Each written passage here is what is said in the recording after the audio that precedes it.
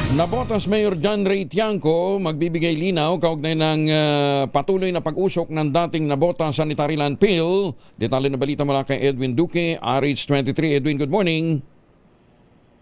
Maibon taga Kringingela nakatakdaga magbigay linaw ngayong araw sinabotas sa Mayor John Ray Tiangco. Ito'y kaugnay pa rin sa kasalukuyang operasyon ng dating Nabotas Sanitary Landfill. Makarang patuloy pa rin umuusok mula ng baso nung ito nung araw ng Biyernes ng gabi, kung saan ay mas lumawak pa ang naabot ng usok na may matapang na amoy. Walang tigilan niya tulungan ng Kamanaba, Bulacan Disaster at ilang tauhan naman ng LGU sa NCR, MMDA, Air Force at Coast Guard para tuluyang maapulan ang usok. Pero patuloy pa rin ang paglabas ng usok sa mga oras na ito.